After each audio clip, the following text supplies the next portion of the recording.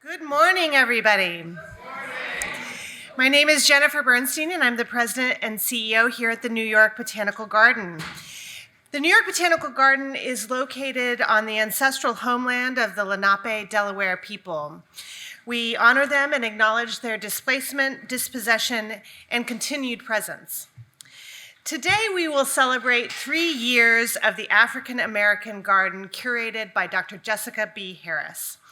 The African American Garden, along with the Bronx Foodways Oral Histories Project and this symposium, are all part of a larger initiative focused on food humanities in the local Bronx community, generously supported by the Mellon Foundation. After this morning's program, I hope you will all join us at the African American Garden to take in its beauty and reflect on the stories that the plants have to tell us. The African American Garden has been a 3-year project to share the legacies and experiences of people of African descent through the lens of plants. In 2022, under the title Remembrance and Resilience, we acknowledge the botanical contributions of African Americans in the United States. In 2023, the garden spotlighted culinary, artistic, and religious traditions of the Caribbean. This year's garden, entitled Diaspora, Same Boat, Different Stops, is an exploration of the journeys of peoples and plants from Africa to the Americas. The garden tells stories of how people have used plants for centuries as sources of physical and spiritual nourishment, and in turn, how plants can shape culture and community. In this garden, there are stories of forced migration and resource extraction. At the same time, this exhibition also points to plants as objects of wonder, hope, and nourishment. I'm very happy to share that nearly 150,000 visitors have learned from and enjoyed this special site during this 3-year project. The panelists this morning will engage with narratives of displacement and transformation, memories of dispossession and belonging that have informed the way that we garden, cook, create, and overall live with plants. But before I formally introduce today's wonderful speakers, I would like to take a minute to thank the person without whose contribution, vision, talents, and endless generosity none of this would have been possible, Dr. Jessica B. Harris.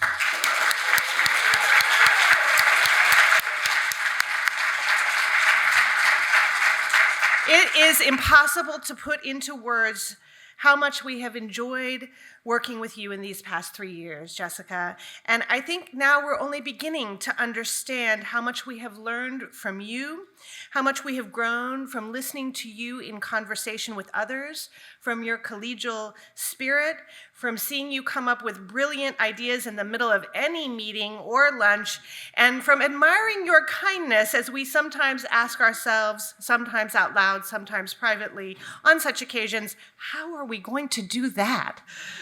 Thank you so much. In our first session this morning, we feature 2 extraordinary award-winning food experts, Dr. Harris and Chef Kwame Onwuachi. They will discuss Kwame's extensive and remarkable career as a groundbreaking chef, author, and visionary. Kwame Onwuachi is the James Beard award-winning chef and author of critically acclaimed the critically acclaimed cookbook, My America, and the memoir, Notes from a Young Black Chef, which is being turned into a feature film by A24.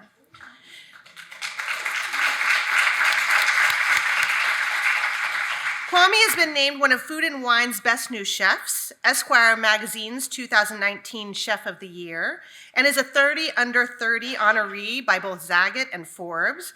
He's also been featured on Time's 100 Next list and has been named the most important chef in America by the San Francisco Chronicle.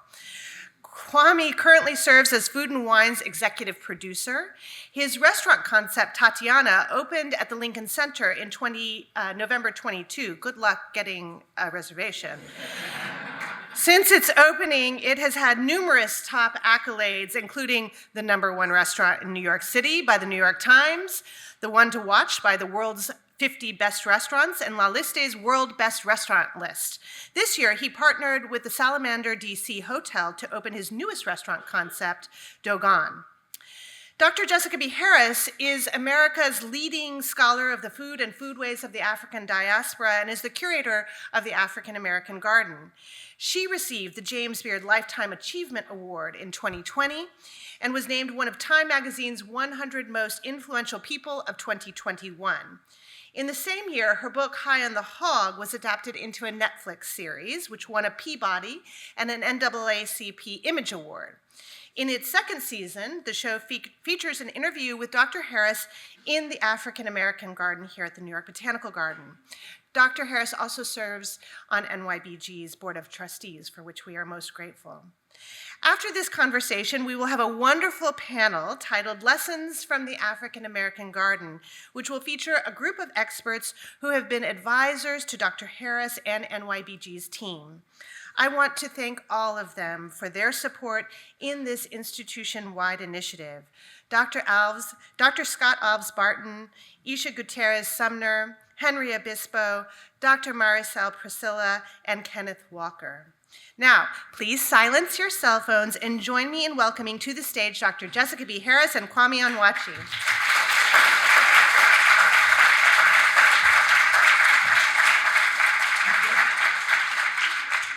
This is bittersweet. This is our last show, but I can't think of anyone better or anyone that I'd rather share it with than Kwame Onwuachi.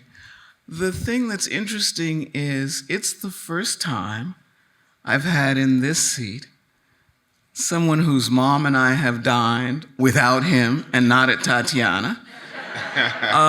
Someone whose grandmother I just met last summer. So it's like, in a kind of way, I can't say introducing my son, but introducing my godson, because this is a young man who is so extraordinary. I remember the first time I met him was at some event that Chef Alexander Smalls had created, and we didn't hit it off the first time. It was like, who is this arrogant little thing? It's like, I don't know about this. And then as we have grown and grown together, it's like, this is one of my favorite people in food. So. Thank you. Thank you. So I'm now expecting a reservation at Tatiana. and a big old bowl of okra.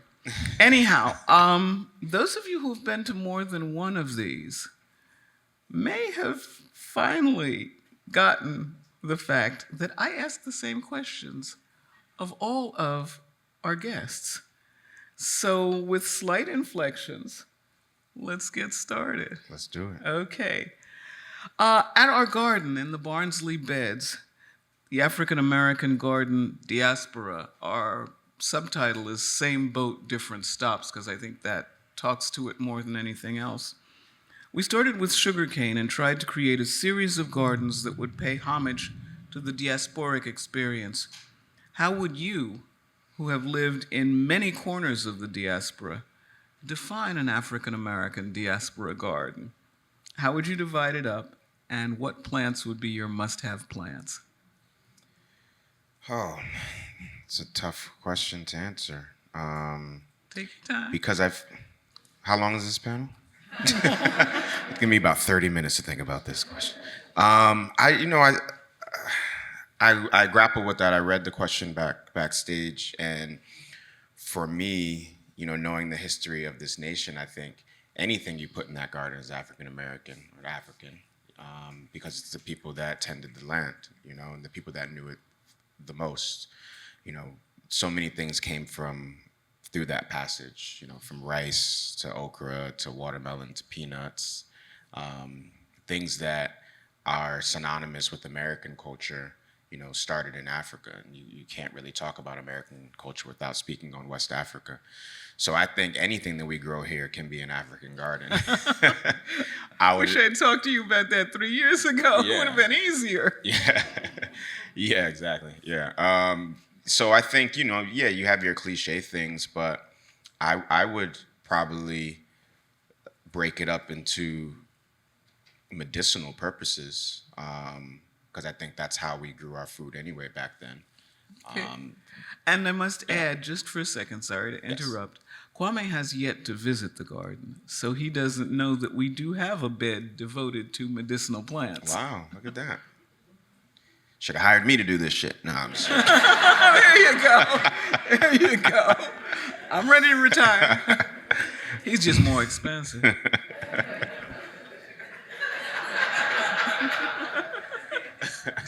But medicinal? Yeah, medicinal. And that's where it starts, right? And then we develop a palate for things, and then we were like, oh, this has more sweetness in it. We could use this here or there. But I think I would break it up into medicinal purposes. Okay. And whatever that looks like. Okay. Well, as you will see, what we have medicinal plants. We have plants that we use for creativity. So all of those gourds. Like magical mushrooms? No, not quite that creative. Some weed. You got weed? I'm going there right now. Not quite that creative. Show me the creative plants, please. I'm thinking gourds. Gourds, okay. Oh, musical instruments. Musical okay. instruments, All right, things that's like fine. that.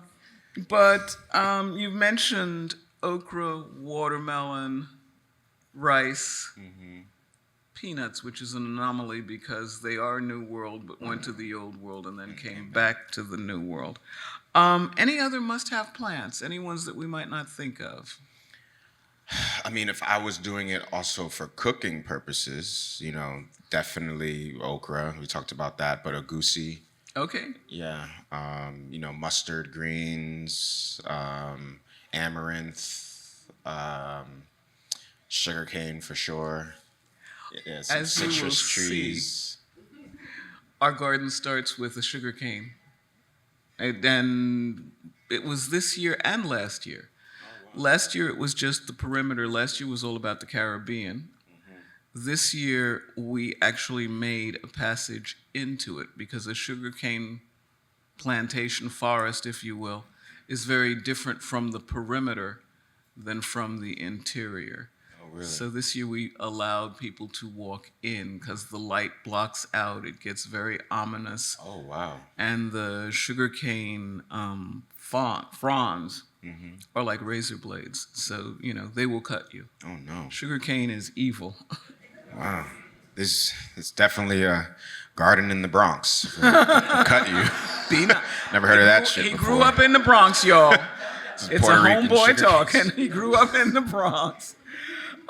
Okay, let's move on. Sight, smell, touch, or any other sense in the garden. And I guess taste could be one of them. So what are you most affected by in the garden? Is it the way the plant looks or the way it smells? Or I would say visually. So the way it looks? Striking, yeah. Okay. I think all those different plants, they have beautiful flowers. They have interesting leaves, varying heights. And I would say the first thing that would strike me would be visual, and then after that, smell, and then hopefully I can taste something. Okay. Yeah. Do you garden? Do you have a garden? I know you've got multiple dwellings, but do you have a garden? I do not have a garden, no. I think the only thing I've ever grown in my life was weed and mushrooms. So, Okay. and well, not very successfully, honestly. growing weed was not a big successful thing? No. And the mushrooms, they were so close, but I turned the heat up too hot, so then they shriveled up. Dried Yeah, mushrooms. which that's the point. you Yeah. know, but not before they mature. So I'm giving out too much information. Question. So it would be medicinal, large quotation marks, plants would be your preference as Yeah. something to grow in a garden? For sure, yeah. Still? Yeah, Okay. yeah. Yeah. Honestly, if Just- I was to do it, I would do that. I would do it right. Uh-oh. Yeah. Uh-oh. Something that would save me I money. see another valent coming to your career. No ugly headlines, please. Okay, do you have a favorite garden? A favorite garden. My favorite garden is probably Sheila Johnson's garden at her house. Okay, I've never seen that, so Yeah. tell us about it. it's just like it's For those of you who don't know, Sheila Johnson is the owner of Salamander Resorts. And Salamander Resorts is, I suspect, the largest black-owned resort conglomerate, in the certainly world. in the world. Well, certainly in this hemisphere and arguably in the world. Yeah, she's the first female black billionaire as well. So she's a pretty incredible individual. Yeah, her garden at home is it's really cool. I mean, she has like an inside greenhouse. She has outside. She has cabbage and squash and lettuces and tomatoes and So cucumbers. it's a food garden. Yeah, it's a food garden. Yeah. Okay. She has a lot of different vegetables. I stayed at her house when I was doing the first family reunion for about 2 months, just planning, and I would like cook from the garden. Okay. So that's why it holds a special place in my heart to me. What was your favorite thing? Because the family reunion takes place in August. What was your special thing to pick and cook in August? Corn. And it's in Virginia. That was just the tomatoes. They were just so fresh and vibrant and juicy. So you didn't really have to do much to them, which is most good fruits and vegetables, right? If you're picked at their height, you don't really have to mess with them too much. Okay, you don't have to do. It's just there. It does for itself. It's the best sous chef ever. Okay. Still on plants. Plants that you connect with specific people in your life. I mean, your mama's here, Jewel Robinson, Kwame's mom down front. And she's from Beaumont, Texas. Beaumont, Texas, Yeah. and now lives in Louisiana. Yes. So, Southern lady. Any plant you connect with her? If there's one plant that I connect with her, is probably a poinsettia. Okay. Yeah. Why? For the holidays, we used to have them in the house a lot. Okay. Yeah. Okay. So that's the thing and you look really knowledgeable and you be like, oh, that's a poinsettia. People are like, oh, how do you know that? So my whole life I've just been like flexing a little bit, Sliding by on a poinsettia. Yeah. Just that they don't ask anything other than that, if you know that, they assume you know more. Yeah, well, this is true. Yeah. That's how I got in trouble. Nigeria. Plant you connect with Nigeria. The plant that I connect with in Nigeria would be a banana tree. I guess it's simple, but we had one on the compound. And I don't generally like bananas, but I would eat those bananas every time they bared fruit. They just were really, really complex and sweet, and also seeing them from like this little green bunch to like grow big. It was incredible. We didn't have technology back then either, so it was a way to like, okay, I guess it's 3 months now. The bananas are grown bigger, so that was cool. It was like a time clock for me as well. How do those bananas turn up in your cooking? I don't cook with bananas. I don't really. Not at enjoy all? them. No. Okay, interesting. But I do plantains for people that enjoy that kind of thing. That kind of thing. Yeah. Uh-oh. Yeah. Uh-oh. I like green Uh-oh. I like green plantains. So You like green plantains? Yeah. All right. I cook I'm selfless. You know that. I know. Absolutely selfless and Very humble. So all of the above. I do it for the people. So. Well, because I was going to ask you about boiled green bananas and Love things that. like that. You do Ground provisions, yeah. Yeah, ground. So you Yeah. do cook with bananas. Yes. When people say banana, unless you put like green or in front of it, it makes me just think of the yellow one. So yes, I do cook with bananas. Okay. I just like the starchier ones. Well, strangely enough, I don't like bananas either. Hell yeah. There you go. There you go. But I like Banana green haters over bananas. I spent Hurricane I don't Gilbert. even like the color yellow. Oh, sorry. Not much. Just No a little. offense, brother. It's all right. We'll let Henry slide. We'll let Henry slide. He got the Raised. green message, so we're okay. But the whole thing about those fruits. Okay, here's one that I'm sure you haven't thought about. Kwame is a new daddy.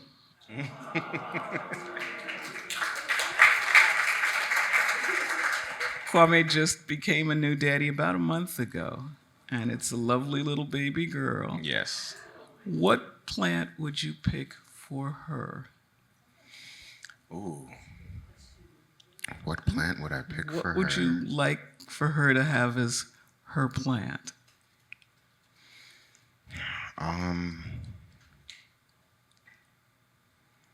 Or you can make it plants if you don't want to narrow it down to one. You put me on the spot, you know? That's She's my gonna see job. this. What plant would I have for her? It would be the plant that that I picked up as a kid and I blew and I made a wish because she's a dream come true for me. Okay. Yeah. Okay, so almost like a dandelion where you blow and the wishes go to the wind. Yeah, and the seeds plant and because that's what I think she's going to be for the world. She's going to make it a better place. Okay. Okay, well, you heard it here first, and as they say, from your mouth to God's ear. Okay. Yes, ma'am. What is your first memory of cooking? My first memory of cooking, I would say my first memory of maybe it's not cooking, but it's eating more so, would be curry goat with dal puri roti. And my grandfather is Trinidadian on my mom's side. So I remember just having that fed to me as a child, on a shoulder. And Curry goat? Yeah. Yeah, I was abused. You were precocious? I was abused as a child. But I remember this wave of emotions that overtook my body from all the spices in the curry blend and, the green seasoning marinade and, the dal scented with, cumin inside of the bread. The potatoes, how soft they were, the memory is just singed into my brain. And I think that's what sparked my palate for cooking. So. Okay, so we've now heard Trinidad, we've heard Nigeria, we've heard Beaumont, Texas, we've heard the Bronx. Mm-hmm. What are the other culinary influences on your palate? What are the other parts? I recently, well, not recently, last night, reread the blurbs. The blurbs on the book, The Book. Yep. And I wrote a blurb for it, and the blurb that I wrote talks about 4 or 5 different lifetimes that you've led. And at that point, he was under 30. The question is, what are the foods from those lifetimes? What are the other influences beside the Trinidad and the Nigeria and the Beaumont, Texas and the Bronx? I would say Jamaica. Jamaica? Yeah. How and why? My grandmother on my father's side is Jamaican.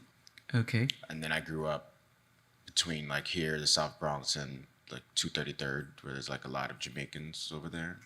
Yeah. Shout out when you hear your block. People in the house, okay. Snap when you hear your street. But yeah, so I grew up, and if you live over there, it's heavily, heavily, heavily Jamaican. So you eat the food for breakfast, lunch, and dinner. So I would definitely say Jamaican, and then also Puerto Rican and Dominican. Yep. Snap. Yep. That's also something that fed me, through the people that I lived in the neighborhood with, the people that I played with, going to their houses and eating. And also was a meal that, also was affordable. So we used to eat that a lot, probably once a week. Okay.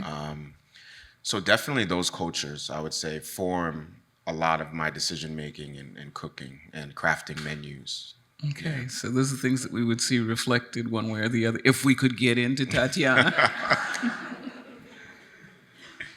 Well, I have been to Tatiana, and I adore the okra at Tatiana. I just want to do a deep dive into the okra, but I think people now know that I have an okra problem.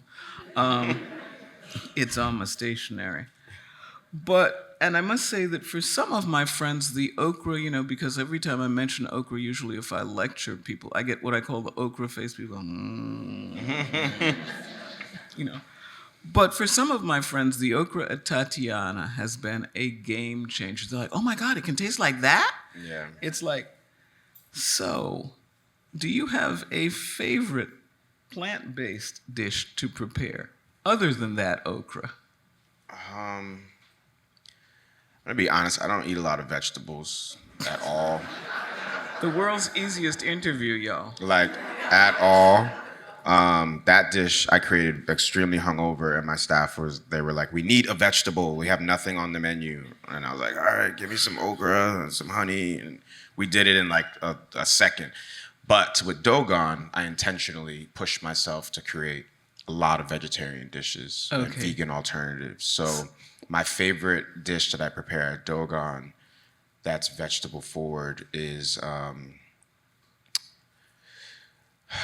it's between the greens and the charred cabbage. So well, you're going to describe them both. So and Dogon, by the way, is the new restaurant in D.C. Shameless plug. Okay, in the Salamander Hotel. You may be able to get a reservation there. You probably can't either now, but you can try. It's a train ride away. Yes. So the charred cabbage, it's charred and then it's braised in like an acidic broth with like ginger and garlic and culantro, and then we make like a green seasoning marinade. Green seasoning is like a Trinidadian or Jamaican like marination of like 10 different ingredients. So then we take that braising liquid and then we season it with a little bit of the green seasoning marinade. We make a green seasoning oil. We put a lobster oil in there as well for some umami. And then we make like a toasted coconut vinaigrette. And then we like glaze that charred cabbage on that. And then we have like patty pan, like baby squashes that we also char and toss in a house spice, which is my mom's spice blend that I grew up eating. Secret spice? Yeah. Soon to be on the market? Yeah, soon. And then cilantro and lime. And it's very unassuming. It looks like pretty much a burnt piece of cabbage. But then when you scoop into it, all the layers like fall, and we truss it like a piece of beef too, so it stays in a circle. So it's really, really nice. So I would say that's like one of my favorite plant forward. Plant forward dishes for you vegetarians out there. We got you. Henry's smiling. Yeah, got you. Yeah, man. Yeah. Here's kind of out of the way one. I know your mother fairly well, and during conversation, she shared with me that she would bring you to visit the NYBG, the Botanical Garden. Kwame spent a part of his childhood until he started being fractious across the street. And you used to come here. Mm-hmm. What are your memories? And you were talking about them a little bit earlier with Jennifer Bernstein. But what are some of your memories of crossing the street here? So many. Dodging cars, first and foremost, to get over here. The icy carts, that used to riddle it. Back then it was 25 cents. Like shave ice. It's kind of like, it's like Italian ice. That they have like different flavors and stuff. And then there's a hill that goes up to the Botanical Garden from like the Pelham Parkway side, Bronx Park East. And we used to sled down that hill in the wintertime, like the neighborhood. So like before we even get to the garden, en route to the garden, I just remember New York City being very neighborhoody, like us playing outside and coming home when the street lights went off and getting $1 and that we were rich for the day, And then you walk into the garden and it's an oasis. I remember it just being an oasis and me filled with wonder as a kid. There was always activations here, whether it was Halloween, there was something going on, there was, remember Thomas the Engine getting on him, pause. Like, I thought that was like, it was really cool to have these experiences as a child, just literally, footsteps away. So it'll always have a special place. Yeah. Okay. All right. No, let it play. Let it play. I think the church said amen. That's good. That's good walk-off music. It will always hold a special place in my heart because it was like I think of it like Alice in Wonderland. That's what it was for me as a kid in the Bronx. Interestingly enough, we have an Alice show. Had I think. It's still up. I thought it was. Yeah. Yeah. So you can go down the rabbit hole. No mushrooms. Offer LSD? No too? mushrooms. Okay. No mushrooms.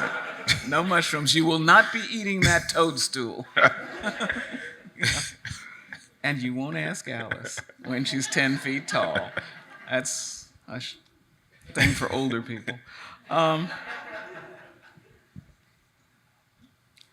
was interested in rereading. You were talking in the very opening of your memoir about the opening night at Shaw Bijou. Yeah. And explain to us a little about that. And I want you to then connect the dots, because one of the things that was striking to me with, as I said, the bittersweetness of this day was when we began our very first opening ceremony was catered by Ghetto Gastro. Oh, that's dope. And so when I was reading the passage, I was so surprised because I never connected you. I mean, I have you in your own little zones, but I was surprised to read that, you know, Pierre and Lester and John were not only buddies, but were helpmates in a way. Yeah. So tell us a little about that opening, and you can read the passage if you want to. Yeah, I have it bookmarked. It's funny to look at synergy. That's awesome. You want me to read the passage? Yeah, okay, not? all right. Why not? That way you don't have to worry about it because you got it. That's great. Love that.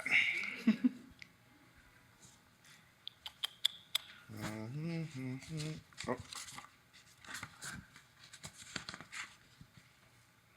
Okay. All right, y'all ready?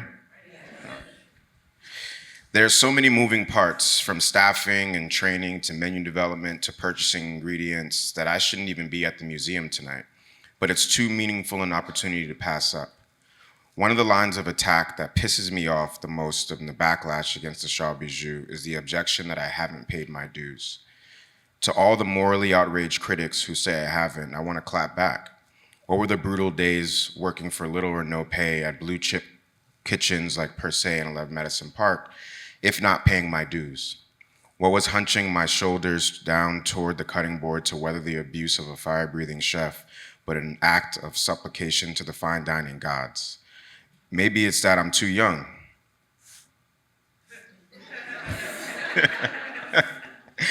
That I haven't been a member in good standing for long enough to deserve this chance. True, at 26, I haven't put in decades in kitchens around the world. Spending the years when I have the most energy, drive, and horsepower in someone else's kitchen.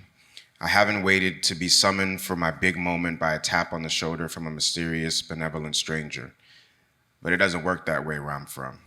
You make your opportunities where I'm from. But more infuriating is the question about to whom I should have been paying my dues. It seems like the only ones keeping track are the white guys with tall hats. And how did those guys get into the club? By paying dues to older white guys with even taller hats? As for the thousands of black and brown chefs dubbed cooks, domestics, servants, boys, and mammies who were kept out of restaurant kitchens or overlooked within them, they were beyond consideration. Their work, like them, was invisible. Invisible men and invisible women cooking invisible food for invisible children. So I get it, that it must be confusing for those who criticize me as an ingrate upstart. How can I pay dues to people who don't exist? That they exist to me, though, and tonight I'm standing on their stories. In an immediate physical way, the National Museum of African American History and Culture, on the last undeveloped plot on Constitution Avenue, is both oppressively and upliftingly powerful. Inspired by the angular shape of a Yoruban column from Nigeria, the museum is a 3-tiered structure that looks like a futuristic wedding cake. The frame is wrapped in an intricately cut metal shroud that mimics the ironworks found on the gates and balustrades of cities like Charleston and New Orleans. At one time, these ornamental ironworks were fashioned by slaves and installed on the buildings of their masters. But those chains are broken now, and the museum celebrates those who live bound by them, those who broke them, and all we've done as a people since. that's yeah. I think that's good. And that's another point of intersection. That was so beautiful. I mean, I reread it last night, literally, and it was just like, wow. I didn't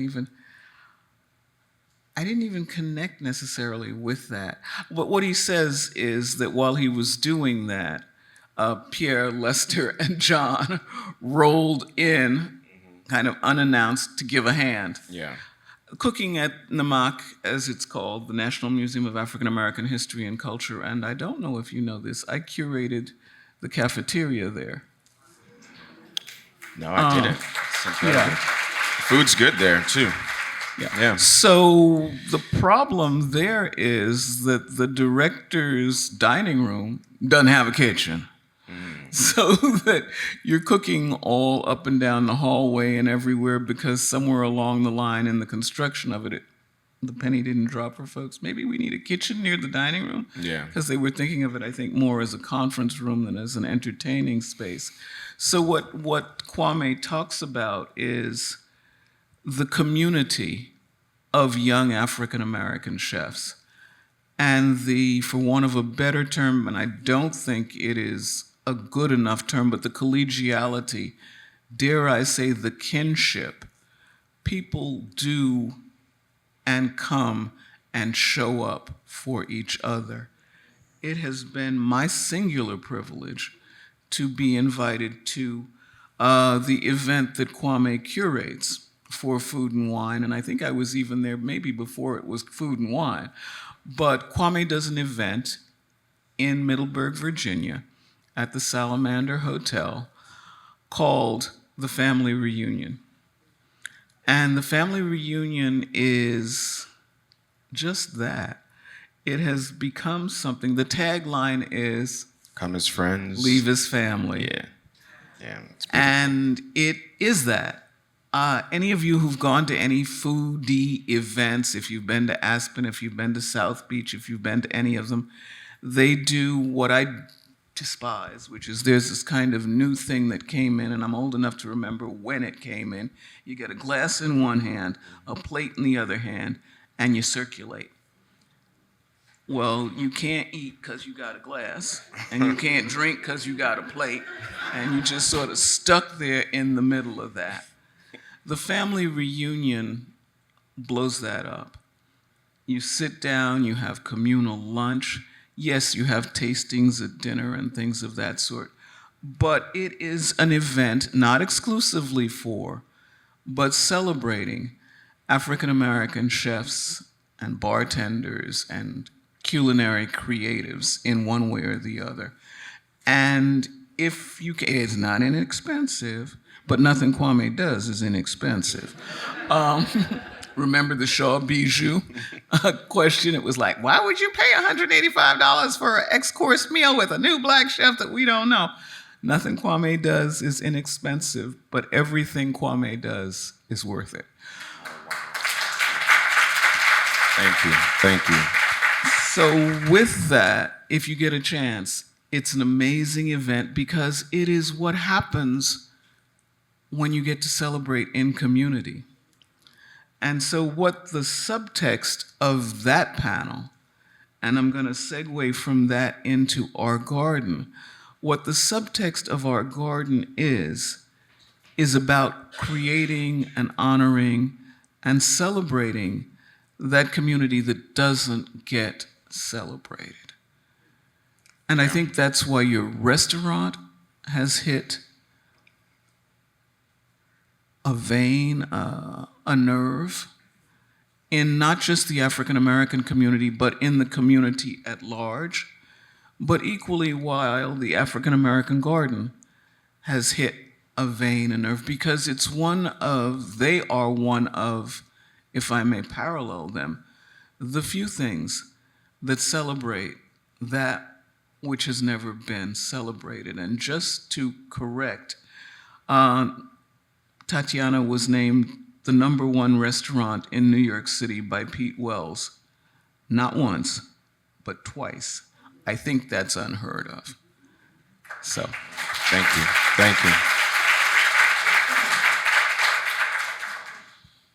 Yeah, I just want to say one thing about the family reunion as well.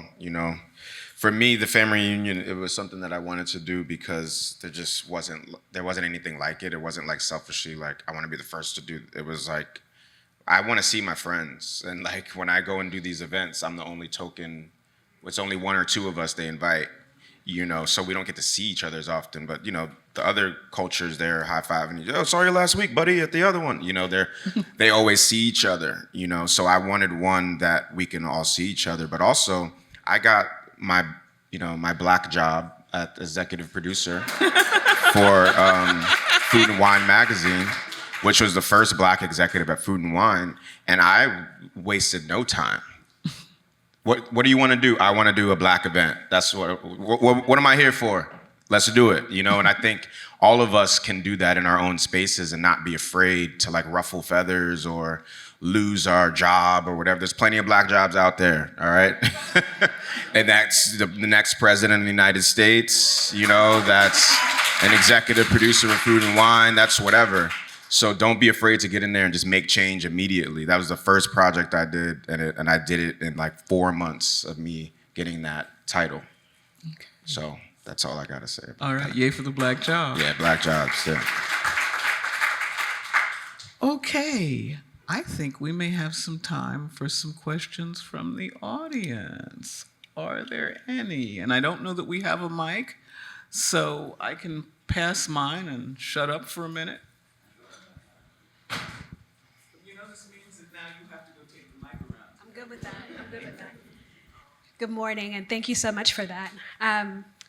Kwame, first of all, I really resonated with what you said about what dues and to whom should I be paying, because I think a lot of us resonate with that working in corporate America, and we're just like waiting our turn. And what I heard you say is flip that table and make your own.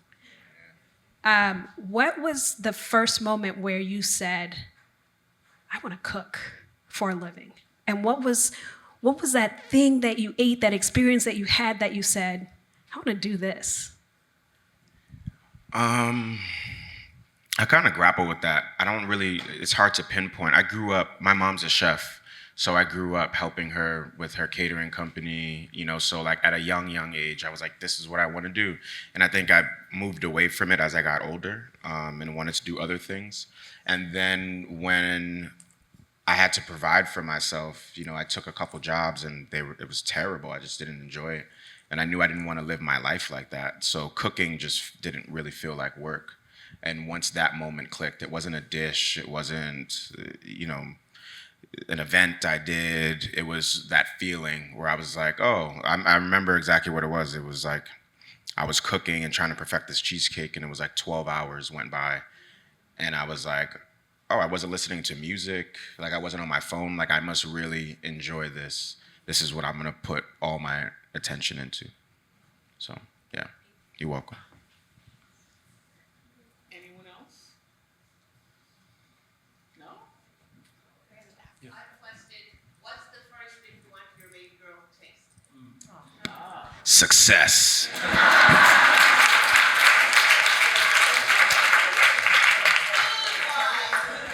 Similac.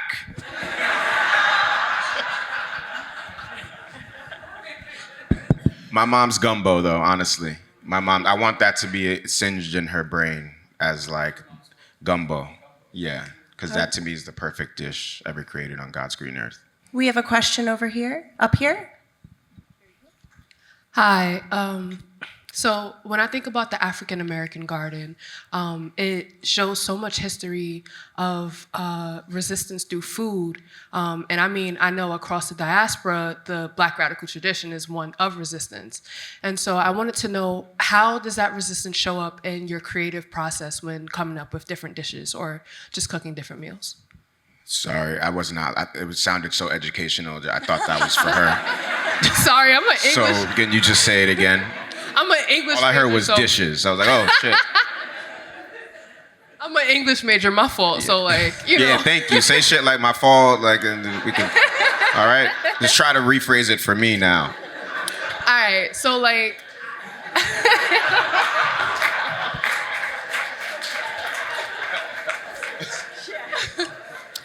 All right, so when I think about the garden, like I think about freedom, you know, like our just being like Black in general, no matter where you come from, you fighting for freedom, right?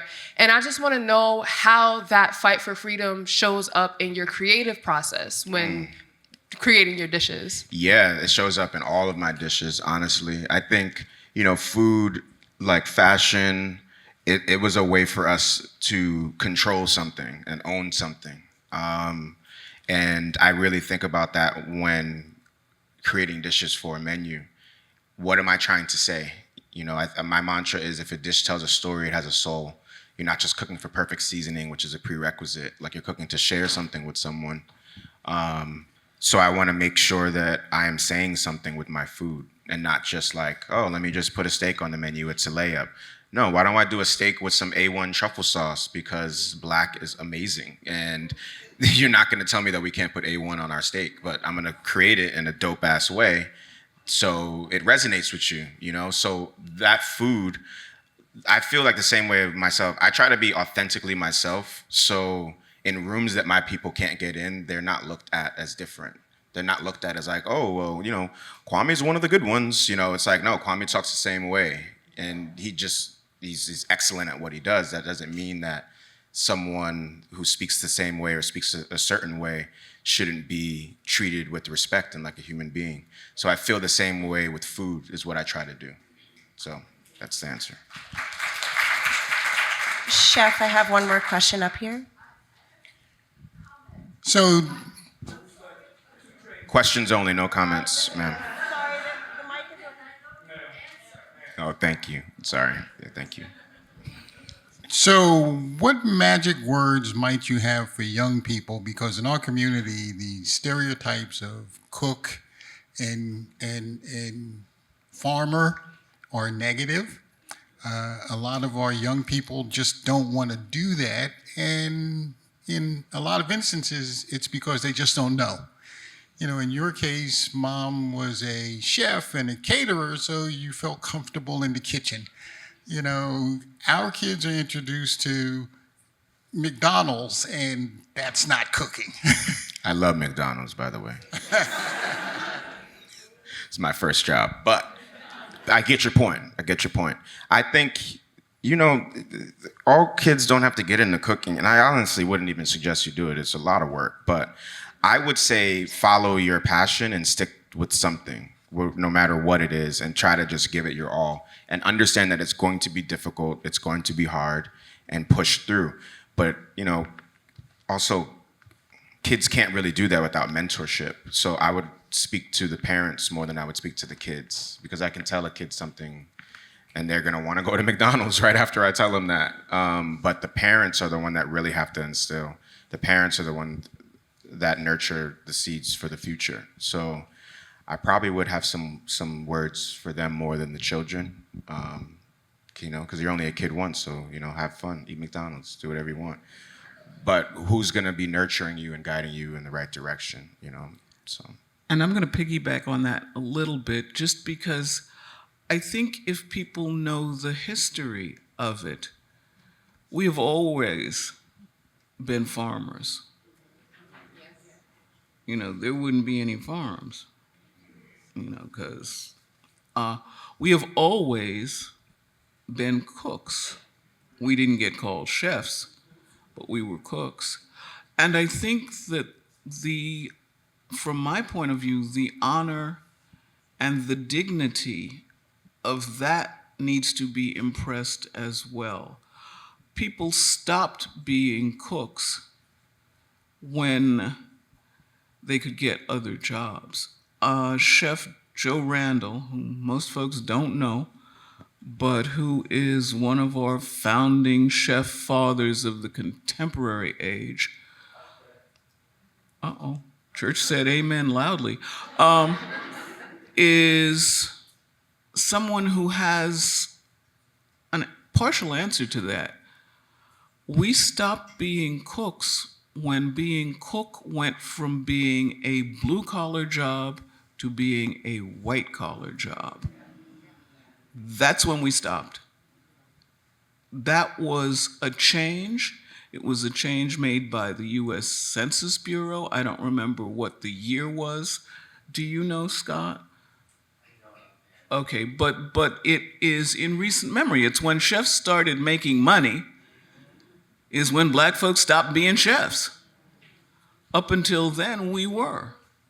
So that if youngsters begin to understand the history behind that, then that spins the dime, if you will, or the silver dollar or the bill. It makes a difference to know the background and to understand the why. As for farming, land loss, just look at the history. If you begin to think about that, if we begin, as Kwame suggested, to mentor, to look at, to investigate, to reframe the question and to reframe the answer, we can have it back because we had it. Okay? You never lose the ability that you have. You may forget it, but you never lose it. If it's there, it remains there. We need to know that. Yeah.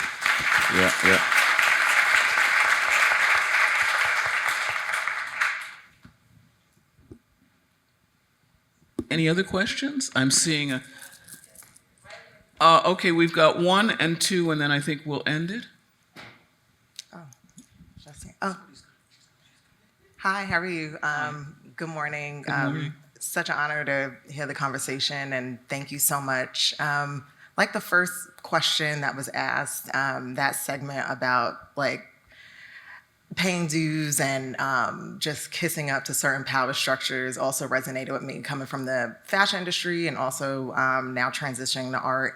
And one of the things I noticed about the fashion industry is how there's so much just consumption of Black culture, and the people who really own it are the dominant racial structures and creating those narratives. So just curious if you do see this in the food industry, and Dr. Harris, you just touched on it a little bit, talking about like who owns the narratives. Just curious if you do experience that and how you either protect yourself from it or just, still keep your creations to yourself. What was the exact question? Sorry. Yeah. Just about like exploitation. Is there Exploitation? Yeah. Okay, got it. 3 words, I'm good. We got it. All right. I think exploitation is going to happen no matter where you are on this earth, and that's not going to change. And I think you have to understand that. And you have to fight that.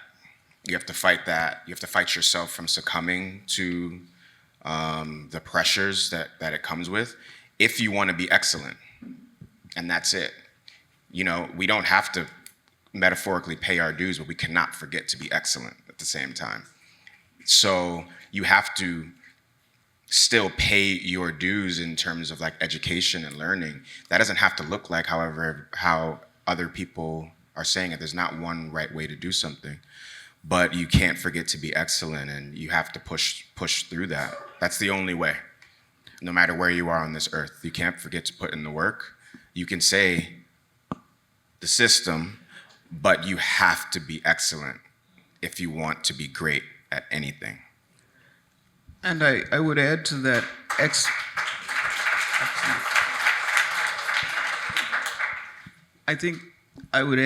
exploitation and appropriation are parallel. There are 2 trains running. As for appropriation, give credit. Everybody appropriates. The point is giving credit to, where it's from. I think if we do that, then we have made a big step forward in terms of acknowledging and understanding, who made the first omelet?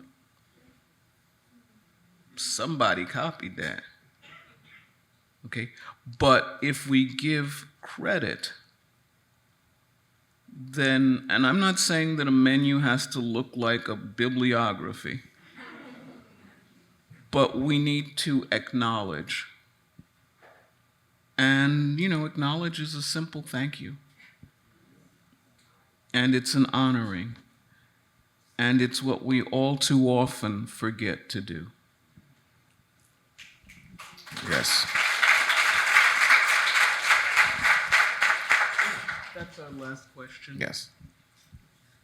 First of all, thank you so much, and I'm just honored to be here this afternoon. I'm glad I made it to the last one. Kwame, my question has to do with the business aspect. I found it just so exciting and wonderful to see that your restaurant was in Lincoln Center. And so could you share something about that experience from the business side of negotiating and getting your restaurant into Lincoln Center? Yeah.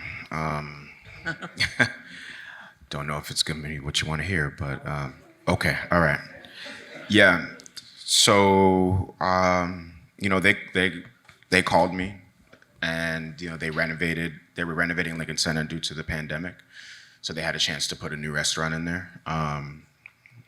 They asked if I wanted to do it, and I was like, yeah, let's go. I mean, I thought if I was gonna come back to the restaurant industry, because I had left, I wanted it to be when, I can sit next to somebody, I can hug somebody when they come in the restaurant. So it was when the pandemic was dwindling.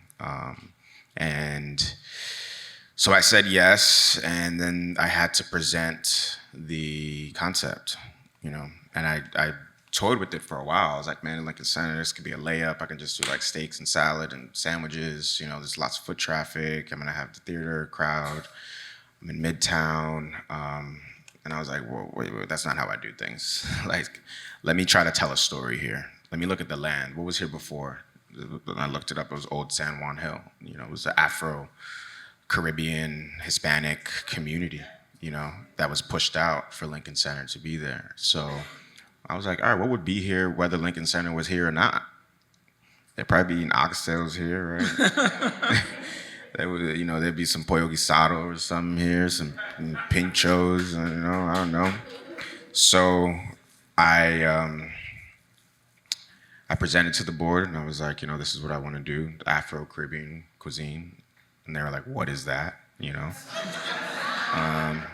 And I was like, this is the food that would be here if you weren't, And, they respected that. It's because I made them put respect on my name.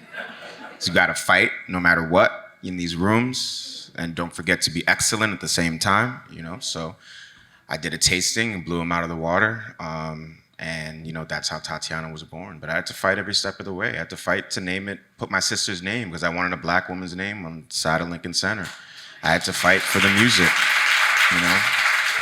I had to fight for the music to have curse words in it, and I want to play Future when I want to play Future, and I'll play Lauryn Hill too, that's fine, but sometimes, we gotta fuck up some commas, So then that's black culture, I don't know, don't tell me what to do. And, I had to fight for everything, even with all my accolades, everything I had to fight. And the fight will always continue, but is the juice worth the squeeze? You have to ask yourself sometimes. And, we got gallons of orange juice now, so I think it was. Okay. Thank you so much, Kwame. This has been amazing.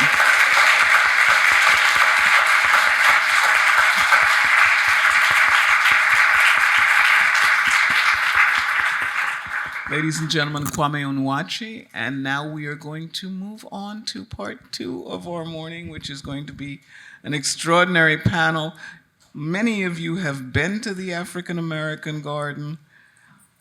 You're going to see and hear from the people who helped make it and who had a very large part in it. I just, my name's on the front of it, but they the ones that did the work. Thank you.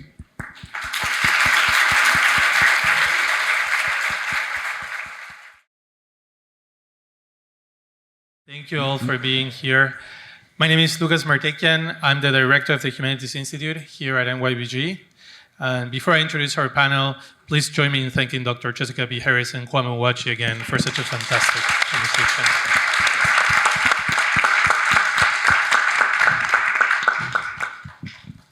And thank you all for being here.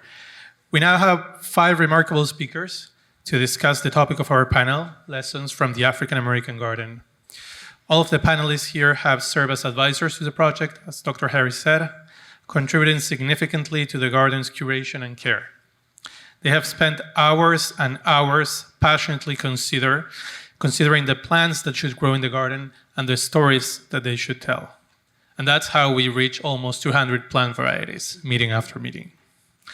So I want to thank you all because it was personally an honor and a pleasure to be a part of those meetings and to learn so much from your knowledge of the African diaspora. It could take me our whole hour to introduce our speakers because they have remarkable academic, artistic, and entrepreneurial careers. So I'll keep it very, very short, and then we'll jump right into our conversation. Have Dr. Scott Alves Bardon, if you want to wave when I say your names. He's a professor in African Studies at the University of Notre Dame and was named one of the top 25 best African American chefs by Ebony magazine.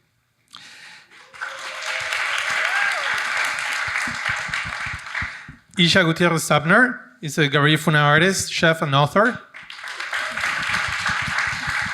Isha was a member of the International Folkloric Garifuna Ballet of Honduras, among other groups, and has dedicated much of the last few years to documenting Garifuna cuisine in her forthcoming book, Waiga Let's Eat. It's coming out next year. Kenneth Walker is an ethnobotanist and cultural bearer. He's currently a project manager for the NYBG Herbarium.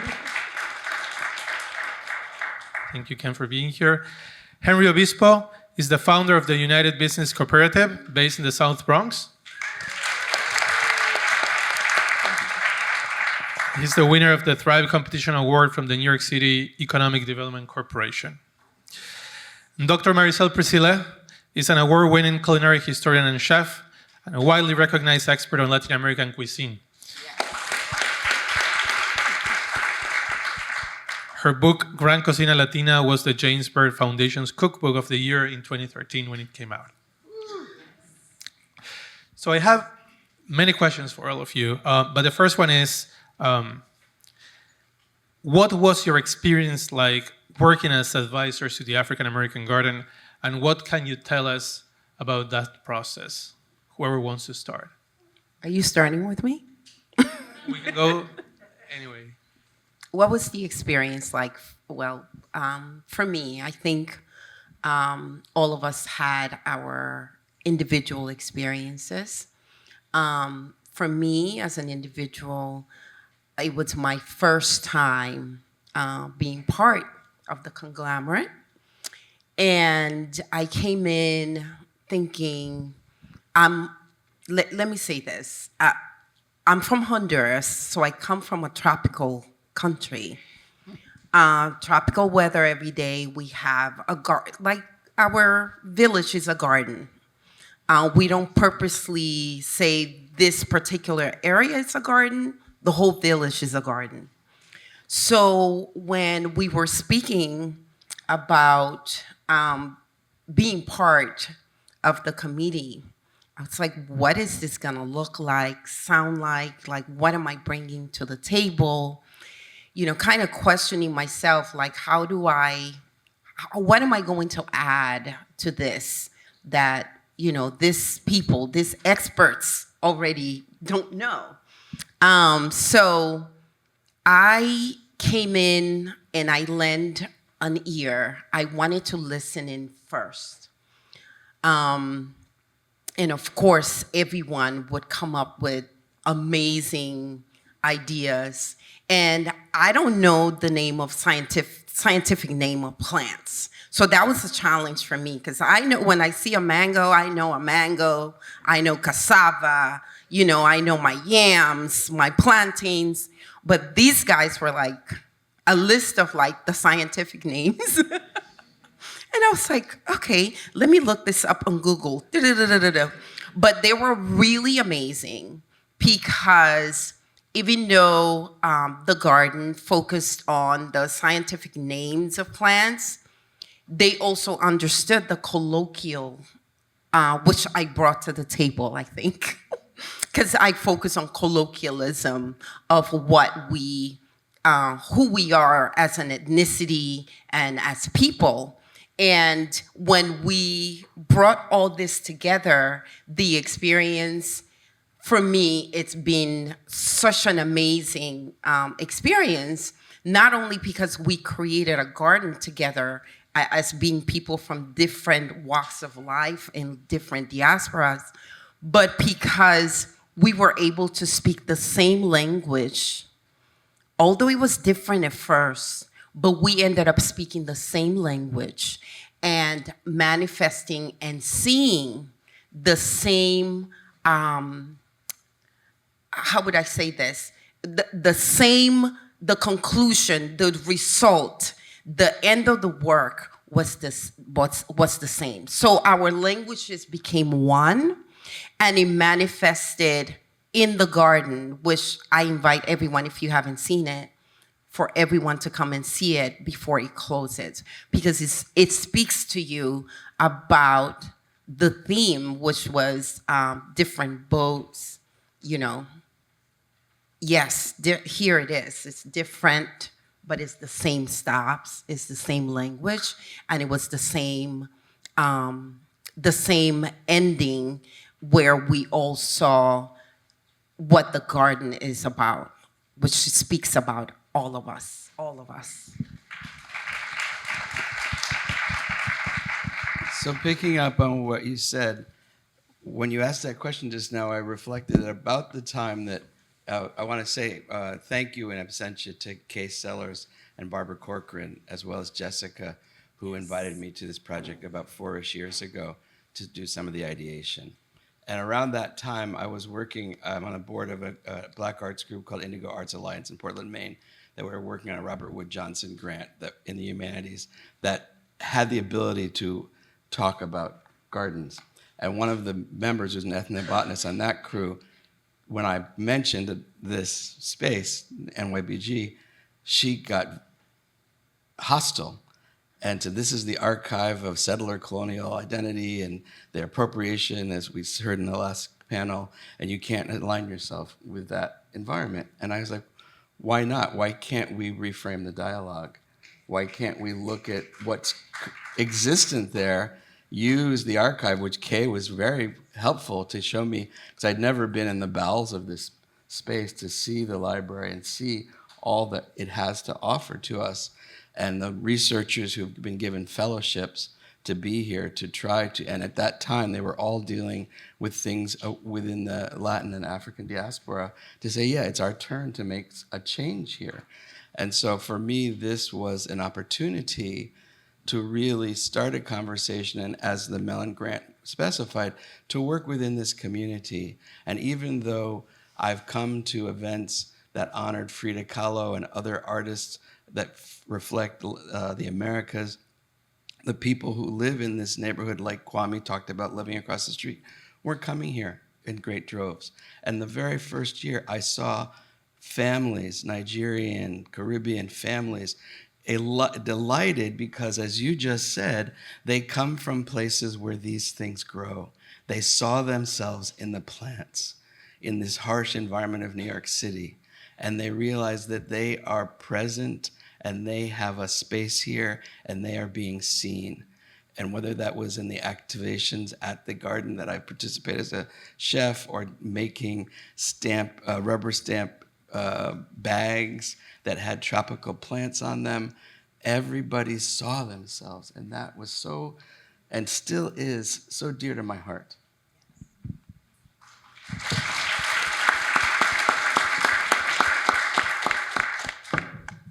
I guess I'll go.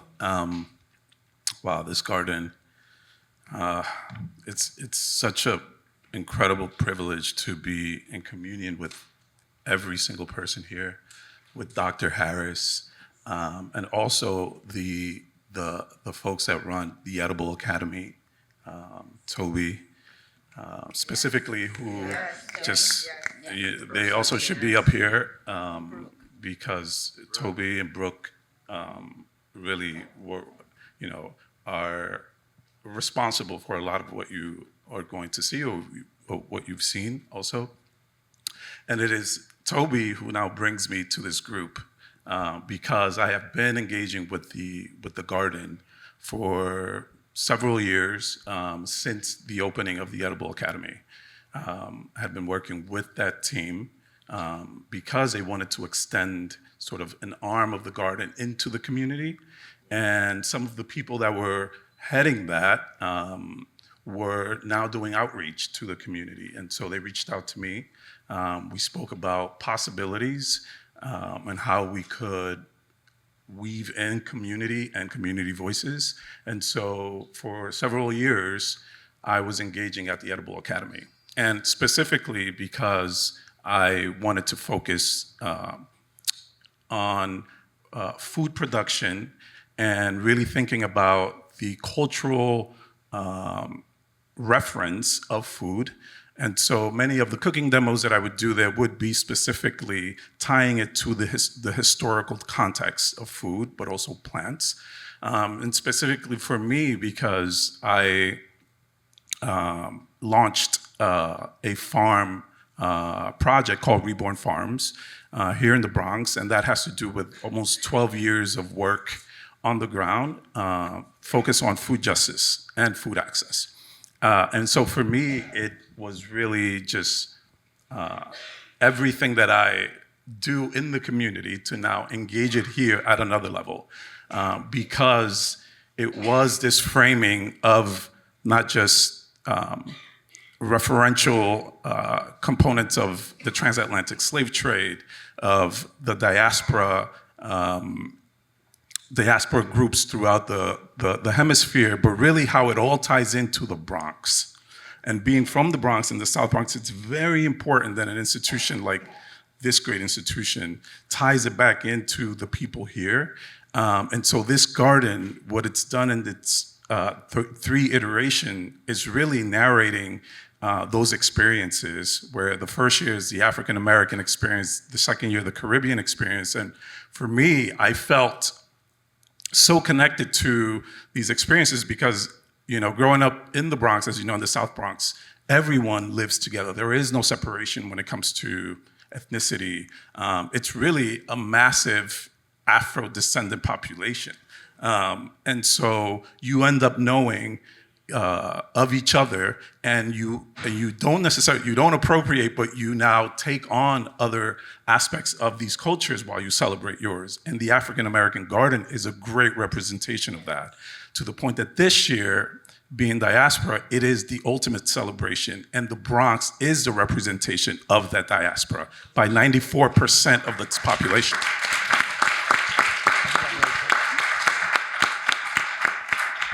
Apologies, a really quick piggyback that you reminded me. Toby and Brooke and the gardening team did something in the beginning that I really have to acknowledge. They asked us, do we know Black seed savers? That they can get food, the seeds, so they can support what we won't see behind the lines, that are supporting farmers somewhere who are saving seeds within this country or in the diaspora to bring those. And also Maricel has to be given credit because she did a lot of labor bringing plants from Florida, so we had representation. You want me to say something? Well, thank you, and thank you for mentioning Toby and Brooke, who were exceptional. You know, to have people with vast understanding of gardening and planting with us allowed our ideas to be transplanted into the field, so to speak. In my case, I had been working with Jessica and also Scott at the Culinary Institute of America. We were doing the Afro-American Studies program there. So it was almost like a natural extension, that Jessica would call me and say, can you take a look? I came in actually in the Caribbean iteration of this project. So she said, okay, take a look at the plants that we are going to feature. So I did that, and I had extensive comments. And no, I love what they had done, because honestly, I didn't come in as a savior. I came to add something. And because my perspective comes from the Caribbean. I was born in Cuba, in Eastern Cuba, and I come from a family of farmers, so I do understand plants. So I took a look at the list, and I suggested additions substitutions. They had a thematic arrangement, which I loved. I thought it was very creative and important. And I suggested a few things. Some of those items were not available. So I happened to be in Florida. I had a family emergency. And actually what saved me, my brother was in surgery. And that what saved me when I was not with him at the hospital was going to the Redland in Miami and source the things that the garden needed. So I actually found yellow yucca, the best yellow African yams. I found arrowroot, a bunch of stuff, even cacao. So I shipped stuff to the garden, and also I brought things, including gourds, jicaras, in my suitcase. And it was quite an experience, driving, in a cold, very cold spring morning, driving to the Edible Academy to deliver the stuff. And for me, it became very personal because following the process, planting and seeing the garden prosper, because if you remember, 2023 was humid and very warm. So it was the perfect Caribbean weather for these plants, and the garden went crazy. So nothing succeeds like excess, in this context. And it was really extraordinary, to see sugarcane growing lush, but by the side of the sugarcane field, there was something that is very dear to me. The plants that I had brought were put into context in a space called conuco. Do you know what a conuco is? Conuco is a Taino Arawak term. It's the plot of land where they grew yucca, plants that came from the Orinoco and the Amazon basins. So yucca, other starches like sweet potatoes, malanga, etc. So the Africans who came in to the Caribbean actually embraced the idea of the conuco. And the plants that they brought with them, and they came from Africa, grew alongside the Native American plants in the conuco context. And I love the idea of recreating a conuco, and we did. And it was extraordinary. So that space, to me, became symbolic, of what the diaspora means, because it's not just bringing a plant but bringing a plant and growing it in context, with what is in the land. And that's the foundation of our cuisines. If you look at the conuco, you know what is in our cooking pots. Our big soup stews, the sancocho, the ajiaco, the olla de carne in Costa Rica, well, it's the reflection of the conuco. So for me, that was a fantastic experience. Thank you, Marisa.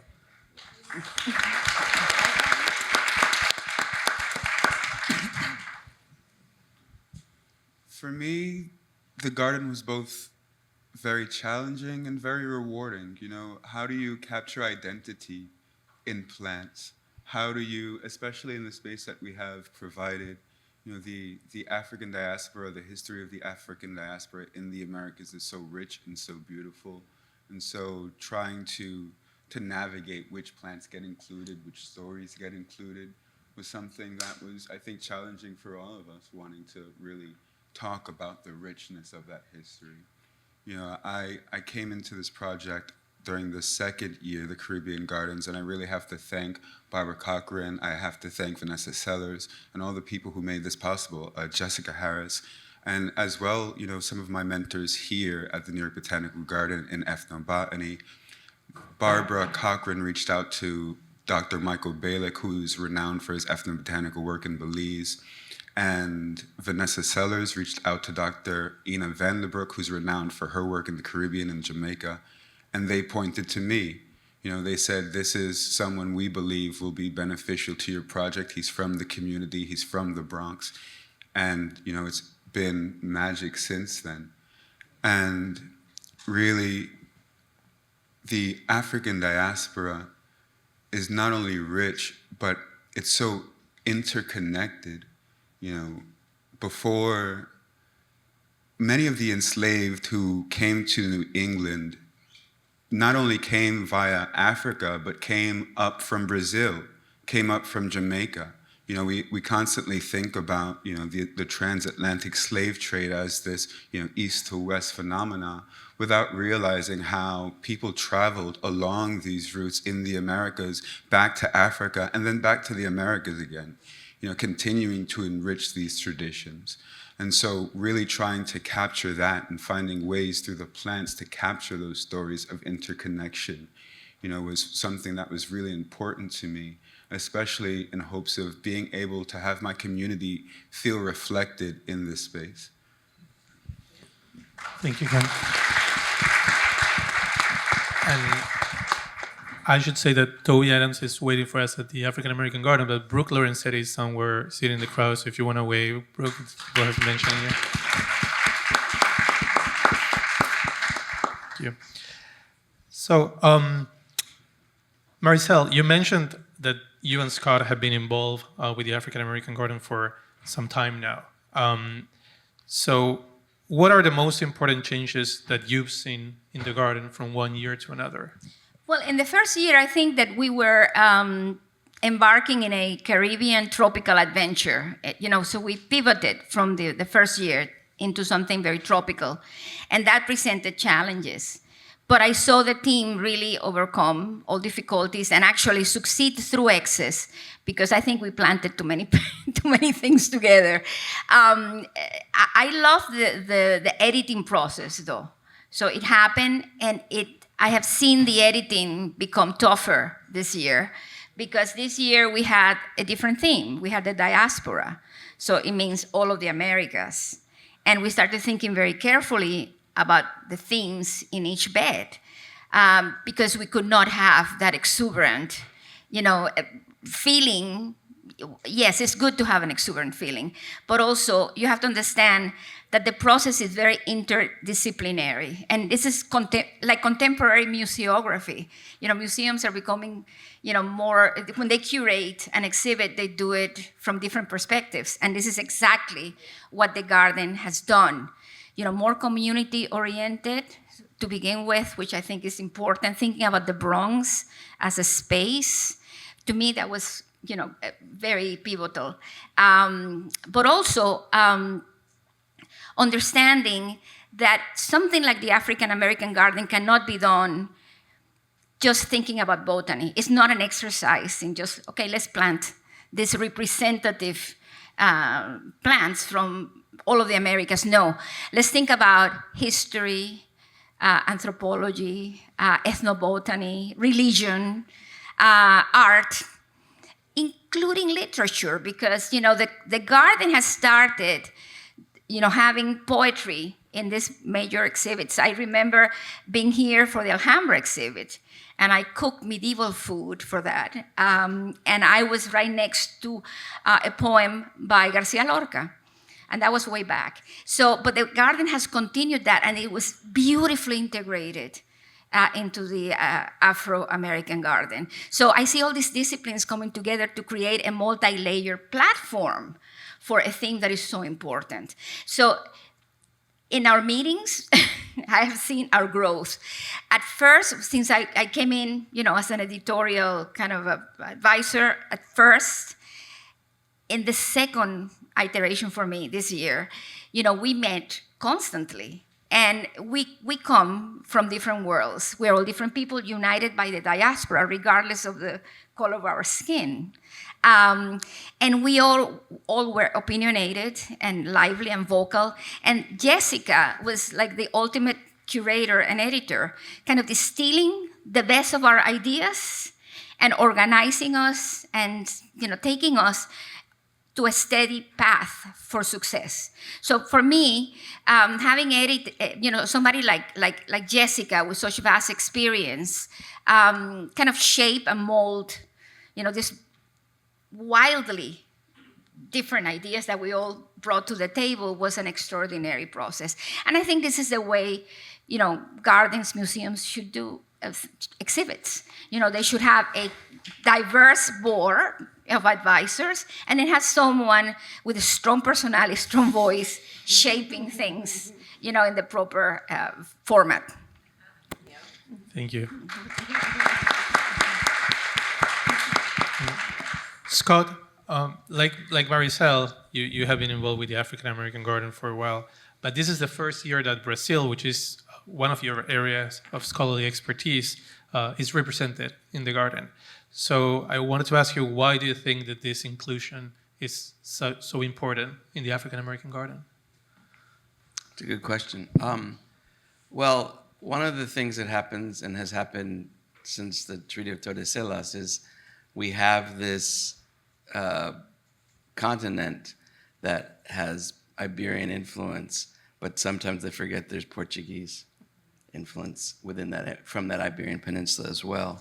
And the biggest country other than the United States is Brazil, and it has a lot to offer, and it has, I guess, a sad history of being one of the largest ingress points for enslaved in one country, which then, as the byproduct, provides a rich, fertile culture, as Maricel nicely said, that's interdisciplinary, that deals with the arts, humanities, sciences, etc., that we can draw on, and that my running buddy here, that we both have a relationship with spirituality in relationship to plants that is very on the skin of Brazilian culture, and was very important for me to foreground, since that it has a lot to do with my work on food and faith within an Afro-Brazilian context. So I was very elated to see it manifest here for whoever is part of the Latin American and our Brazilian community in New York City.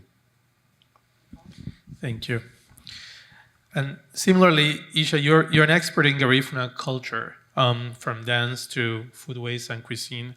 So how do you see this important cultural tradition represented in the African American Garden? And what do you think can be done to make it more visible in the Bronx? Well, as far as like representation of what the Garifuna culture is, I'm really happy to announce that it's been embraced by the Botanical Garden because there are so many of the plants that you will see there. Specifically, when I talk about Garifuna foodways, so Garifuna food culture, I usually talk about the 4 C's, which is like, coconut, community, continuity, and cassava. And these elements are within the garden. And I'm so excited about it because we know that here in the Bronx is the majority of the Garifuna people reside in the Bronx. I mean, we're everywhere in New York City, but the Bronx is sort of like the heartbeat of Garifuna culture. So to be able to have, and I remember my first conversation with Brooke, and she said to me, "We grew cassava." I said, "What?" I looked at her, I said, "You grew what?" She said, "We grew cassava here in the garden, and he gave us the root." I said, "Oh my God, this is amazing. This is really amazing." Because where I come from, back home, I would have never thought that cassava can actually grow in New York City, that someone, somebody would actually care enough to grow it and actually see it grow the roots. Because, I know for you guys, probably cassava is just like a regular thing, but for us, the Garifuna people, cassava is what sustains us. That's our food. So,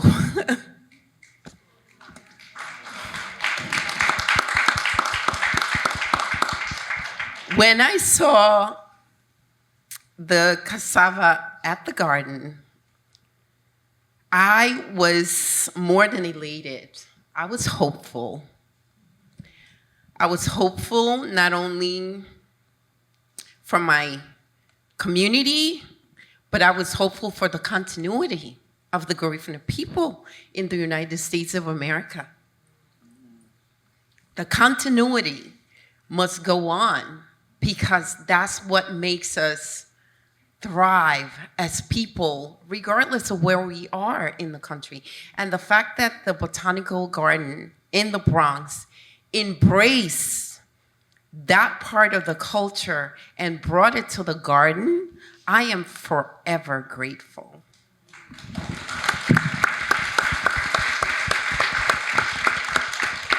Absolutely. And one more thing, Lucas.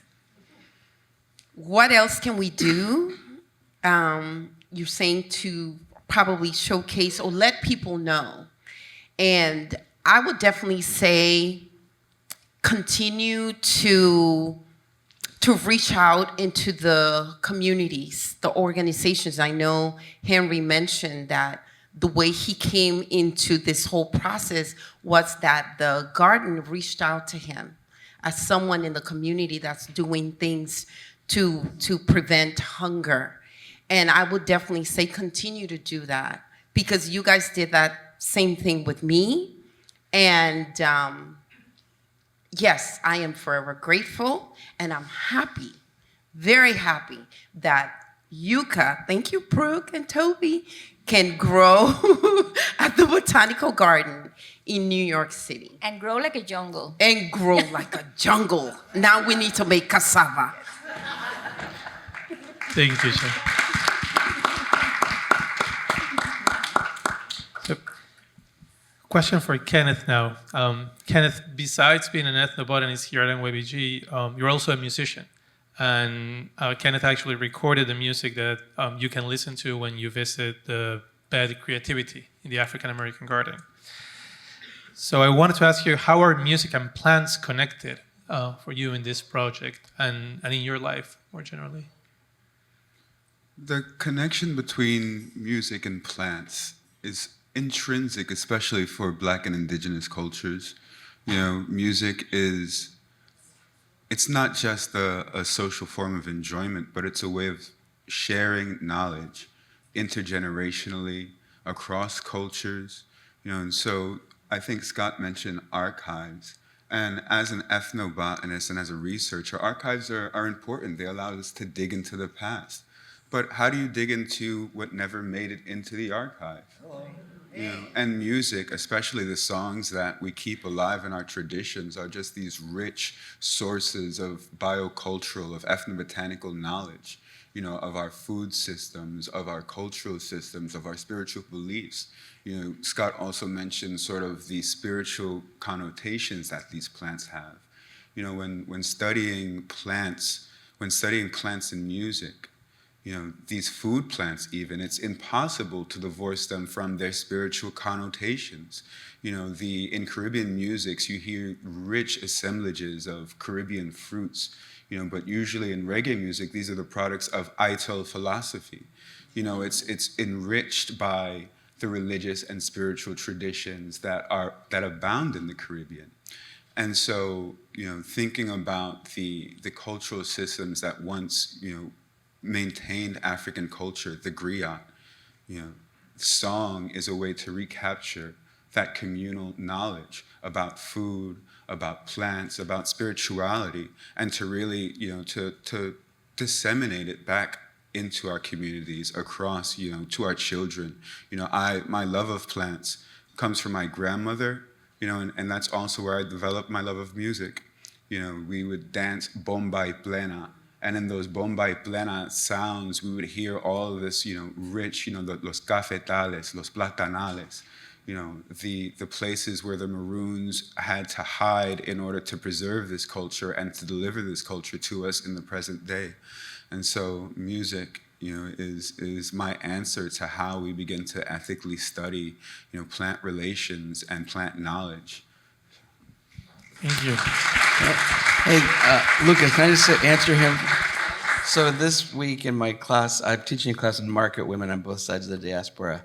And Thursday, we just listened to market songs that would have been in Latin America and the United States that may get lost, but musicians put them in so it becomes an archive we can go back to. And I think that's really important. And I always start a class like that with this kind of cliched song that Ricky Ricardo did, Babalu Aye, that is a spiritual song that if you knew what was going on in the early part of the late 20th century, he was speaking to people who follow spiritual traditions in Cuba and the diaspora. And that's just marvelous as an archive that's hidden in plain sight. In my hometown, Yeah. actually. Thank you. And question for you, Henry, now. You mentioned before that in your work you often partner with Bronx-based organizations, like the Able Academy, for example, and also with businesses, locally based businesses, to think about how we grow our food and how we will be eating in the future. So how do you think the African American Garden speaks to these necessary changes that we need to make in our community and beyond? Wow. I think it's representative of how we should be engaging when we think about not just the present, obviously, and the future. And what I mean by that is this idea of hyperlocality, this idea of production. There are two things, I guess, with that question. I would say that first, the importance of the garden has been, at least from my observation, is the re-engagement and the reconnection of people that have never had a connection to how food grows. And there is a severing that's happened, as we all know, from this idea of production, but also the food that is available for us and where it comes from. And for example, children who I've engaged with for many, many years in my work don't have that connection, don't know what that looks like. And so this garden offers an example of show and tell in many ways. And that is very, very important to in many ways, re-engage the severing that's happened and now approach it from a holistic point of view. And then the other component of it is a reconnection with people that do know, but that, for example, have come from other places where they did understand this and they've been severed, even though they themselves still want to approach life from a very holistic aspect. And so it's that reconnection that I think is really important. So for many immigrants, for example, from the Caribbean, Central and South America, and also from people from this country, from the South. And so here you have this incredible representation and that reconnection really for everyone. And there needs to be this educational aspect to food because we all need to reconnect on many levels. So that's one, and I think that specifically this year is really important because we're telling the story, and you will see the story being told of the diaspora with the different beds, but the very last bed is really sort of, we're telling stories of the diaspora, for I would say the last 500 so years on the hemisphere. But when it comes to, what happens to this garden moving forward, that last bed is indicative of the present. We're speaking a lot about the past. And the present is very important because we need to envision ourselves in the future. And the present here is that last bed where it's essentially engaged in this greater idea of community gardens, right? And how community gardens are already doing that work, and more intentionally, how this institution can now help and assist these community gardens to now engage in these processes that maybe because of lack of resources, et cetera, they may not have. And so for me, that is incredibly important, and it goes right back to this greater idea of education and that severing and that holistic approach. Because moving forward, and I'll give this example, food, especially in urban environments, is usually shipped in. But we have to re-engage how, our relationship with food in a way that we can have that hyper-local production, even though, we may not have the space per se. But we should get creative. For example, we have rooftops, which is One of the things that I do, engaging one of our farms on a rooftop on public housing, which is growing food, centering people, and centering solutions where the needs are. And so when we're thinking of food production, it's that hyperlocality that answers the call to the immediate need. And now when you're thinking of, how do we do that in these, we're 8-10 million people, and how we do that really is to think of these spaces in a different way. And right now we're working with Fordham University on a research project that engages these hyper-local community gardens, where we're now thinking about what is culturally relevant, which many of them are already doing, but how can these foods or herbs, spices, how can they be grown at scale, even though there's hardly any space? And so we're looking to crack that code because it's about hyperlocality, it's about answering the call where the people are. And I think this garden is a representation of that. Thank you. Thank you, Henry. And that kind of answers, I think, my last question for all of you, or second to last, which is what lessons you've learned from the African American garden that you think can be activated in our communities? Can I jump in? Sure, go for it. I just piggybacking off of hyperlocality and community gardens, I think you really captured it there, that a lot of what we were reflecting was work that's already being done at the community level across the city. And, food is important to keeping culture alive. But at the same time, there's sort of this other lens, how much can we extract these resources that are part of our culture from these regions without thinking about how we're also damaging these regions. Every guava that I want to eat, or every avocado that I want to eat, how does that affect the communities that grew this? Especially when, the majority of those resources go to the middlemen and don't support those communities. Really thinking about food and thinking about locality, hyperlocality. This African American garden exhibit did miraculous things, showing people, what cultural foods it is possible to grow in these spaces, and the diversity of foods that are there, and just really, really quickly, I also, we mentioned Ursula Chance and the Bronx Green Up, and really thinking about Bronx Green Up and the work that they do, with working with community gardens and supporting, the infrastructure in the city. Community gardens are providing for New York City communities. They're growing resources, and the infrastructure is such that they're able to bring these to food kitchens, bring these to churches, bring these to the places where these resources are sometimes needed the most. And so to be able to be part of that, to be able to link to Bronx Green Up, to community gardens. I know I saw DK Kinner in the audience, and she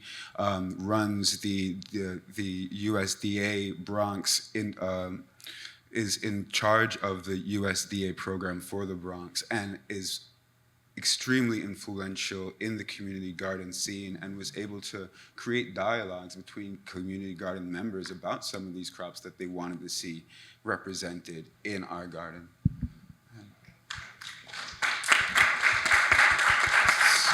So building off what you just said, I'm the geographic outlier in this 4 years of generating this project. I moved out of New York, and now I'm in the Midwest. And as I said, this class I'm teaching, one props to you, that for that class, I cooked cassava for them because it figures in all of the work that we're reading and studying in West Africa as well as the Americas. I knew they needed to taste it because most of them didn't know.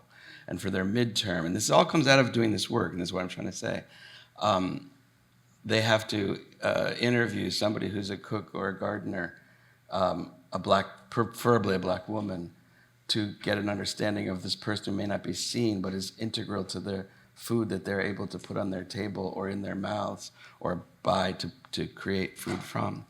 And to what you just said, Ken, I had the opportunity through the intercession of, again, Toby and Ursula and Brooke.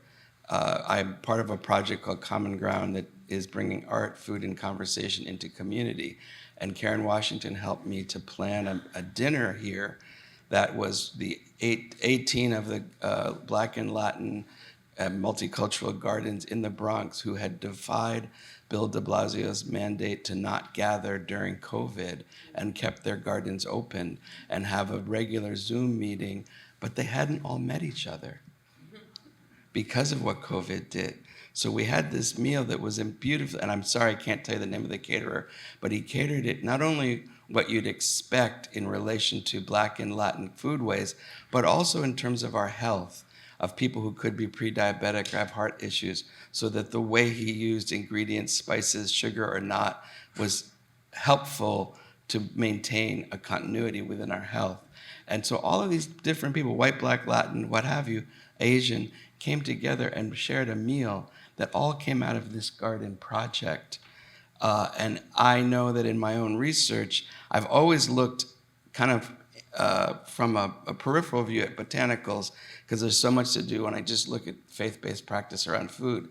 But this has spurred me to try to bring it more front and center into the work, particularly in relation to what you just said, Ken, about land loss, about climate change, about the farmers in these indigenous places we're referencing not being able to eat quinoa, for example, in Bolivia because it comes to the West. And how do we do a both and not an either or, that we get it or they get it, but how can we both benefit?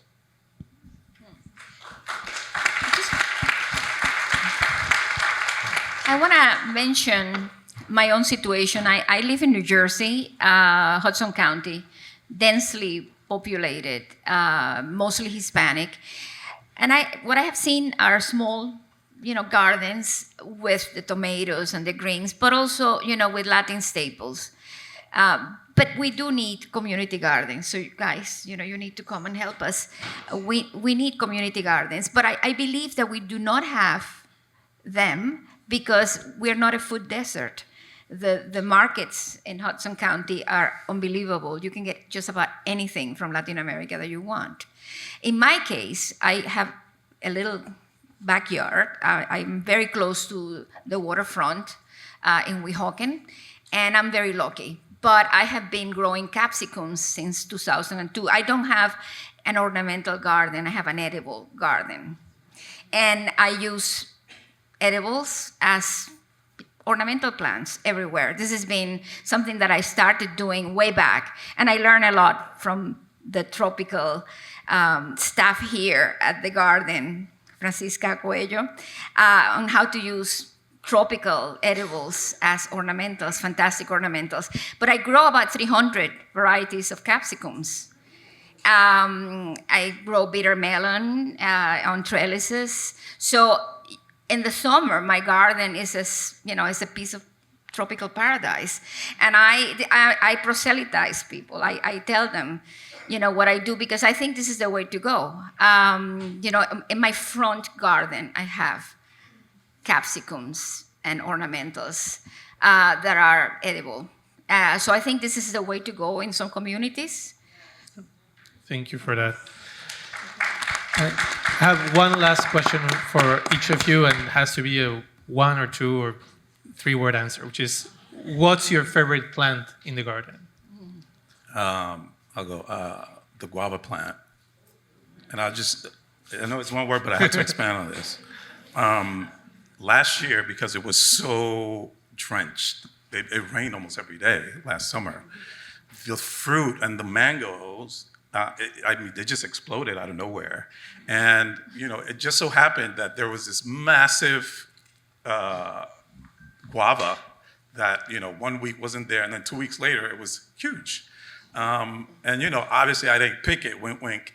Because you're not supposed to do that, by the way, don't. But, it just fell right in front of me. And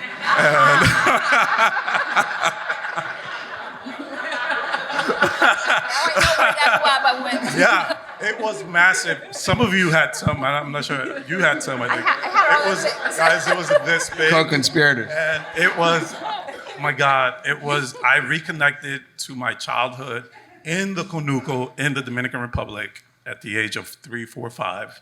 And it was just like, it was like there wasn't space and time. Yeah. Thank you. Watch out for the falling mangoes. Okay, I will go Yeah. next. And I have to say, this is a bad question. It's tricky because, it's like asking of a mother, what's your favorite child? In front of... So for a gardener, that's very hard to say. One plant in the garden, for me, are concepts. So I would say that there are about 4 concepts. One is the conuco, that space, where there's polyculture, and it's a perfect contrast to sugarcane monoculture. Plátanos, I like plátanos. Like the chef this morning. I love them. And yuca and malanga and sweet potato and achiote, everything you need to cook is in the conuco.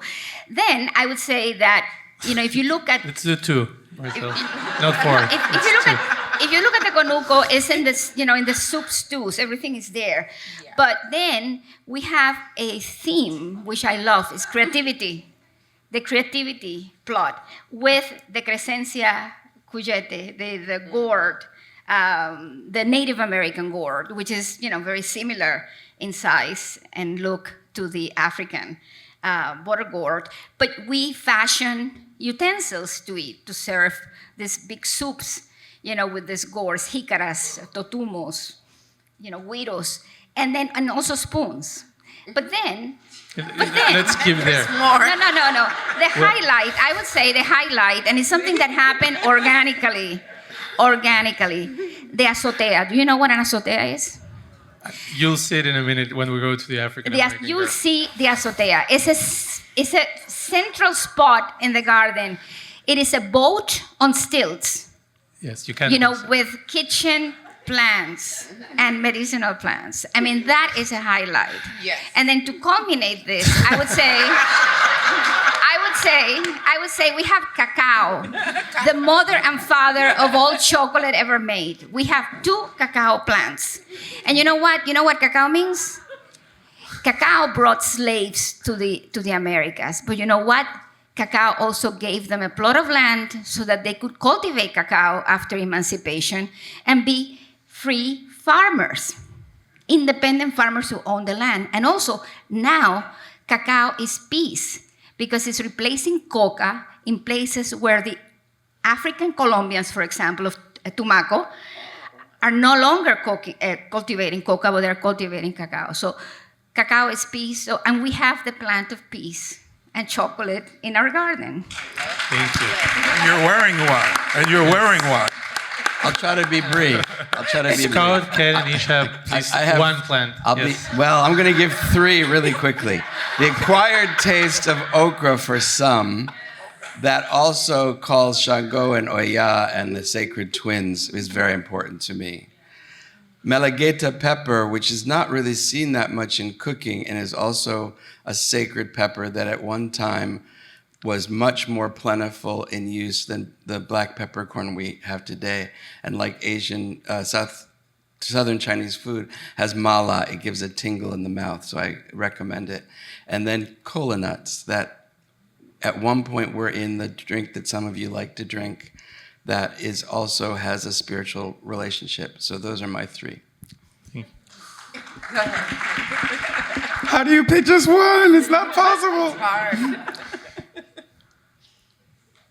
So I'm gonna go with a plant. It's not my favorite because there are just too many to choose from. But odundun, abamoda, in Jamaica it's called leaf of life. Miracle life in Trinidad. It's called yerba bruja in Puerto Rico. It's called lucaú in Haiti.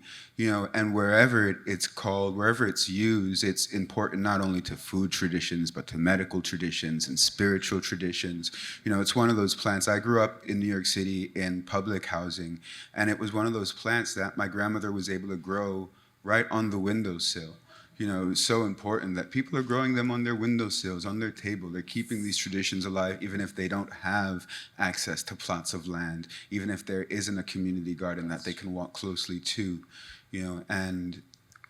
Thinking about songs, there's a traditional song that includes Ondundun where they sing, Moyungewe Mosara o Moyungewe Mosara, Moyungewe Mosara o Moyungewe Mosara, Ewe lo bini, Ewe lo yami, Moyungewe Mosara, meaning I eat the herb and it heals my body. You know, the herb, Osai, the herb that gave birth to me, the herb that helped my mother. You know, I eat the herb and it heals my body.